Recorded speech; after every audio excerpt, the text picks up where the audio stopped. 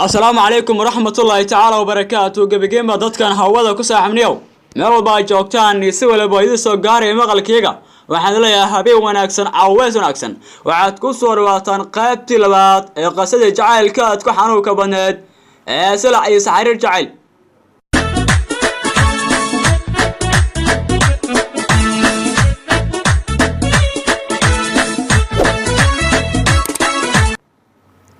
qaybtoodii koowaad hore waxay noo mareysay inanka Cumar oo inantii oo jeclaa ay Layla oranaya samaan badan ay abaayo socdaal matidinka soo galay sidoo xaal yahay waad ogtahay ee maxaa saluugtay ay waliba waxa kala qalbigiisa ka soo burqanayay ereyo jacayl oo ku muujinaya xaaladda oo ku sugan yahay waxaana mar kale oo yiri darmaan silcisa baan ahay sidaanta jir sidiisii socodkii baa gabay sariirta baan ku aruuray cantadii baa ka soomay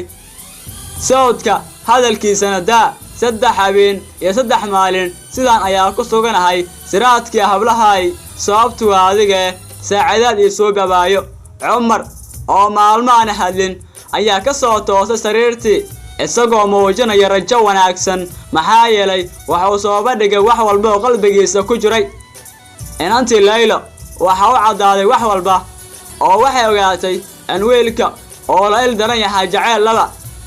iyadoo Layla jawaabaysa isla markaana samarsiinaysa qalbi jeclaaday ayaa waxay tiri macaa badan oo aboowe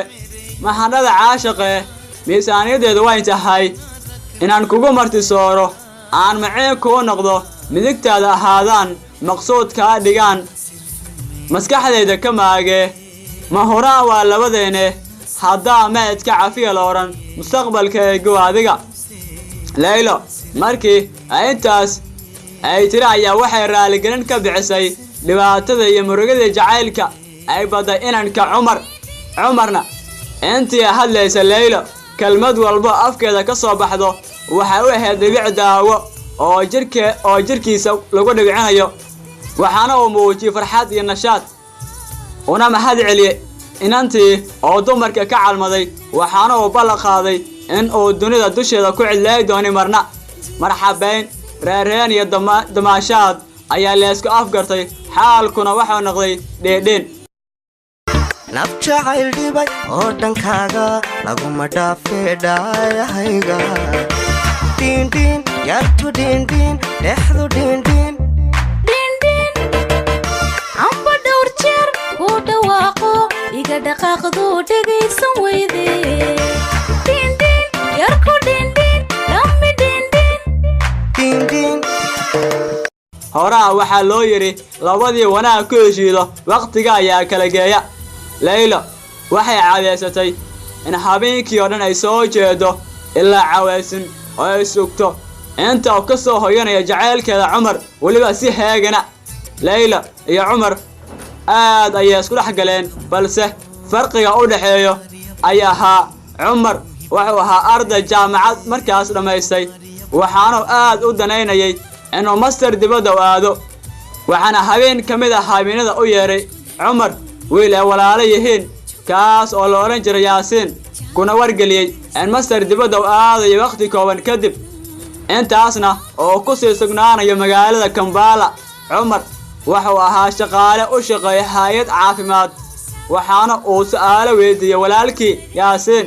meesha ay ku dabay doonto shaqadiisa kol hadduu baxayo balse walaalkii ayaa u sheegay in horay uu kaga baadagay arintan badalna u soo sameeyay waxaasna oo ka walwalin Cumar wuxuu qaatay taladii walaalkii inkastoo uusan arinta soo karartay uusan la wadaagin lamaantiisa Layla balse Layla waxay ogaatay arinta soo karartay inkastoo wax dooda aysan ka keenin oo way iska aamustay la yaab ayay ku noqotay Layla qofkii dhamaa oo ay nafta u dhiibatay wax walbana ay ka wada tashan jireen oo arinta soo karartay aan u soo bandhigin maalin aan sidaa u fogeyn ayaa waxa dhoofay gabar oo Layla saaxiibo ahaayeen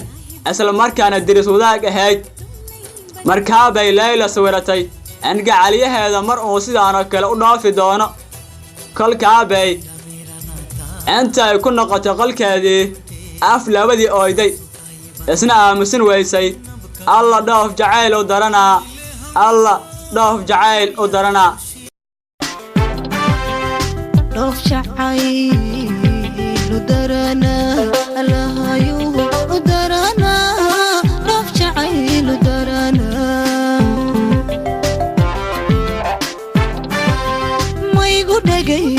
anigu maygu dhagay mayla dhacay warmaha siduu ii dhufsaday ima dhigin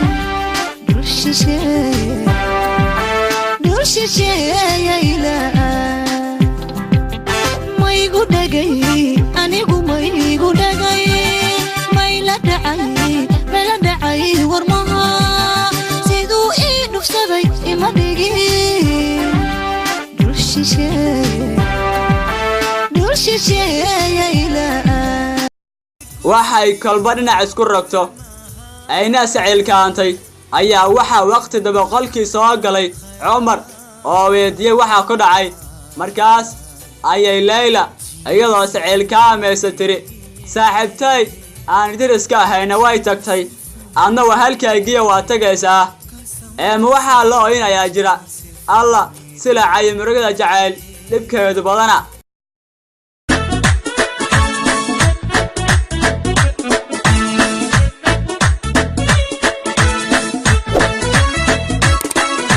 guud ahaan caawa waxaan intaa ku saafmeeraya qaybtii labaad ee qisada jacaylka aadka xanuunka badneed silac iyo saxariir jacayl intaan duu kulmi doona qaybta xigo waa soomana xamnuur ila sida ay nabaday